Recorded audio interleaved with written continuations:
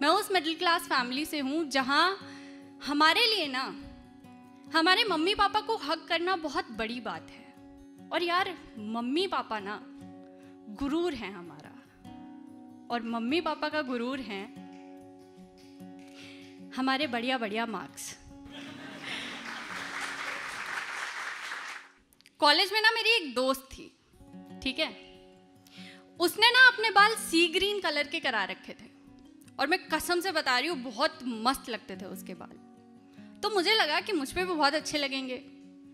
तो एक दिन ना मैंने अपनी मम्मी से पूछ लिया कि मम्मी मैं अपने बाल हरे या लाल करा लूँ क्या? तो मम्मी पहले तो बोली कि हैं क्या क्या करा लूँ? ओह बाल मम्मी बाल, वो आजकल लड़कियां ऐसे यहाँ यहाँ तक रंग कराती हैं ना, हरे लाल पीले, तो मैं भी ऐसे करा लूँ क्या, रेड ग्रीन टाइप्स का कुछ?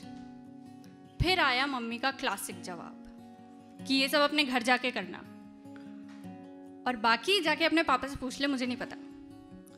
अरे यार मतलब हद है। एक तो पहले ये बताओ कौन से घर की बात कर रहे हो आप? ये मेरा घर नहीं है क्या? इसी तरह उस दिन मम्मी की उस बात पर ना मैं थोड़ी सी इरिटेट तो हुई थी, मगर अब वो किस्सा याद करती हूँ ना तो हंसी आती। जी हाँ, मैं उस मिडिल क्लास फैमिली से हूँ जहाँ बाल ओम्ब्रे कराना मतलब घर में घुसने का लाइसेंस कैंसिल कराना। मैं उस मिडिल क्लास फैमिली से हूँ जहाँ पुरानी टी शर्ट का ना पोचा बन जाता है और बॉर्नविटा का डब्बा खत्म हो जाए तो वो दालें रखने के काम आता है। जहाँ कबाड़ वाले का इंतजार किया जाता है, इसलिए नहीं कि उसे कबाड़ दे सके, बल्कि इसलिए ताकि उससे कबाड़ के बदले दर्जन दर्जन चाय के कप ले सके। हमारे यहाँ ना टी और स्नैक्स नहीं होते, हमारे यहाँ होते हैं चाय और बिस्कुट, और हमारे यहाँ होते हैं मम्मी और पापा। हमारे यहाँ मॉम और डैड नहीं होते। मैं उस मिडिल क्लास फैमिली से हूँ जहाँ हमारे लिए ना हमारे मम्मी पापा को हक करना बहुत बड़ी बात है। और यार मम्मी पापा ना गुरूर हैं हमारा, और मम्मी पापा का गुरूर हैं हमारे बढ़िया बढ़िया मार्क्स। तो 10th में ना जब मेरे 10 CGPA आए थे तो घर वालों ने ना पूरे पड़ोस में रसगुल्ले और गुलाब जामुन बांटे थे। तो उस वक्त ना रिश्तेदारों की सांसों में जाने वाली हवा में ये बात फैल गई थी कि ये लड़की हमारा नाम रोशन करेगी। अब देखो, नाम रोशन करना था, ठीक है, तो साइंस ले ली। फिर 12th में जब 93% आए ना, तब तो घर वाले खुशी से मतलब पागल ही हो गए थे, क्योंकि दिल्ली यूनिवर्सिटी में एडमिशन हो गया था मेरा। अब हम लोग ना बेसिकली रोहतक से हैं, यानी हरियाणा से। तो कॉलेज के लिए दिल्ली शिफ्ट होना था मुझको, पर शिफ्ट सिर्फ मुझको होना था, सारे घर वालों को नहीं। तो दिल्ली शिफ्ट होने से पहले ना पापा एक दिन मुझे रोडवेज वाली बस से दिल्ली लेकर गए थे। वैसे कायदे से तो उसे बस नहीं जहाज कहना चाहिए, क्योंकि हरियाणा रोडवेज की बस थी और हरियाणा रोडवेज की बस भैया चलती नहीं है, उड़ती है। खैर, मैं और पापा पहुंचे कश्मीरी गेट। तो दिल्ली बस अड्डे से हमने मेट्रो ली और हम पहुंचे यूनिवर्सिटी कैंपस। और पापा ने ना मुझे पूरा रूट समझाया कि आना जाना कैसे है, पूरा फुल।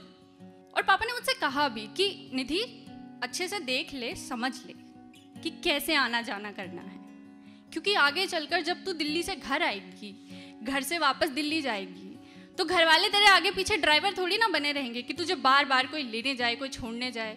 और वैसे भी ये सारी चीज़ें तो बेसिक होती हैं, ये तो हर इंसान को आना चाहिए, और कोई बहुत बड़ी महाभारत नहीं है, सिंपल है, तू 1-2 बार में सीख जाएगी। अगर सादे शब्दों में कहूँ तो मेरे पापा ने ना लाइफ के हर मोड़ पर मुझे एक चीज सिखाई है कि बेटा सेल्फ डिपेंडेंट बनना है, पापा की परी नहीं बनना। उस दिन दिल्ली से वापस आते टाइम वापसी में बस अड्डे पहुंचकर मैं और पापा कुछ खाने के लिए रुके, और पापा ना यूं ही मुझसे कुछ बातें करने लग गए। Now look, this is not normal, okay, क्योंकि हमारे यहाँ पापा लोग हमसे यूं ही बातें नहीं किया करते। तो पापा मुझसे बोले कि निधु, दिल्ली देख बड़ा शहर है, तू अकेले रहेगी तो ध्यान से रहना। तो मैंने कहा कि हाँ पापा, मैं ध्यान रखूंगी। फिर पापा बोले कि अच्छा वैसे ये अमिताभ बच्चन तेरे ही कॉलेज से पढ़े हुए हैं ना? तो मैंने कहा कि हाँ पापा मेरे ही कॉलेज से पढ़े हुए हैं, और बल्कि और भी बहुत सारे सेलिब्रिटीज़ हैं जो मेरे कॉलेज से पढ़े हुए हैं। फिर पापा थोड़ा सा मुस्कुराए। फिर पापा बोले कि हाँ हाँ कॉलेज तो अच्छा है तुम्हारा, देखा था मैंने आज, और दिल्ली यूनिवर्सिटी है भाई, अच्छा तो हो गई। दिल्ली यूनिवर्सिटी में एडमिशन लेना कोई हंसी खेल थोड़ी ना है, पसीने निकल जाते हैं बच्चों के। फिर पापा एकदम से बोले कि वैसे एक बात तो है, आज मैंने देखा कि तुम कॉलेज जाने वाले बच्चों के ना पहनने ओढ़ने के तरीके भी बदल ही जाते हैं। तुम्हारे कॉलेज के बैग्स देख लो कैसे अलग अलग स्टाइल के आ रहे हैं। हमारे टाइम पे तो सिंपल कपड़े का झोला उठाकर चल दिया करते थे हम।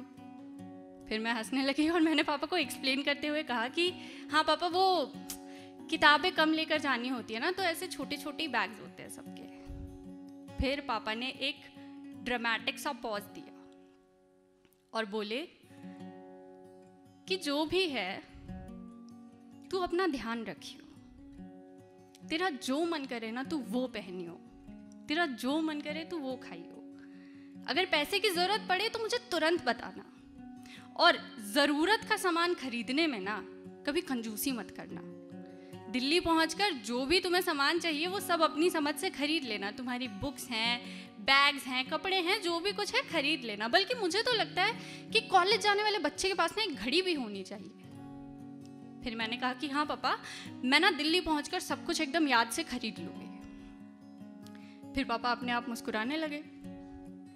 फिर थोड़ी देर बाद घर जाने से पहले पापा मुझे एक घड़ी की दुकान पर लेकर गए और वहां जाकर दुकान वाले से बोले कि भाई एक फर्स्ट क्लास घड़ी दिखा दे लड़की के लिए। और मैं इतनी खुश कि बस पूछो मत। दुकान वाले ने 6-7 घड़ियां दिखाई, मुझे 3-4 पसंद आई। अब देखो ये कहने सुनने में थोड़ा सा ओल्ड फैशन लगेगा, लेकिन मिडिल क्लास फैमिलीज में ना ऐसे मौक़ों पर हम उस चीज़ को फाइनल करते हैं जो हमें ही नहीं बल्कि हमारे माँ बाप को भी पसंद हो। क्या है ना, ज़्यादा कुछ नहीं पर दिल को बहुत तसल्ली मिलती है ये छोटी छोटी चीज़ें करके। तो उस वक्त मैंने उस घड़ी पर हाथ रखा जो मेरे पापा को सबसे ज़्यादा पसंद थी, और मैंने कहा कि मुझे भी यही वाली पसंद है। 2017 में घड़ी खरीदी थी, 2017। आज तक यही घड़ी पहनती हूँ। और सच बताऊं ना तो कोई नई घड़ी खरीदने का मन भी नहीं करता, क्योंकि मुझे नहीं लगता कि मेरे हाथ पर इससे बेहतर और कुछ लगेगा। ये कहने को बहुत छोटी सी बात है, लेकिन हमारे यहाँ इन छोटी छोटी बातों को ना दिल से लगाया जाता है, क्योंकि हमें ये मालूम है कि इन छोटी छोटी बातों की ना कीमत होती है, और ये कीमत ना रुपयों पैसों से कई ज़्यादा है। मैं उस मिडिल क्लास फैमिली से हूँ जहाँ हम कभी खुलकर ये नहीं कह पाते कि हम अपने माँ बाप से कितना प्यार करते हैं, जहाँ हमारे माँ बाप कभी खुलकर ये नहीं कह पाते कि वो हमसे कितना प्यार करते हैं या उन्हें हम पे कितना नाज है, कितना गर्व है। जब हमारे माँ बाप को हमसे ये कहना होता है ना कि वो हमसे कितना प्यार करते हैं, तो कभी कभी वो बाजार से आते आते हमारे लिए समोसे या ब्रेड पकौड़े ले आते हैं, खुद भले ना खाते हो। कभी कभी हमारी छोटी छोटी कामयाबियों का शोर ना पूरे मोहल्ले में मचाते हैं मिठाइयाँ बांटकर। कभी कभी हमारी नज़र उतारते हैं, तो कभी कभी खुद हमें मुसीबतों से जूझने के लिए कहते हैं, ताकि हमें ये बता सके कि बेटा जिंदगी में ना कुछ भी बनना, जिंदगी में कुछ भी बनना, चाहे मजदूर बनना पर मजबूर मत बनना। कभी कभी हमें देखकर यूं ही मुस्कुरा भी देते हैं, और कभी कभी यूं ही कोई घड़ी दिला देते हैं। Thank you so much everyone.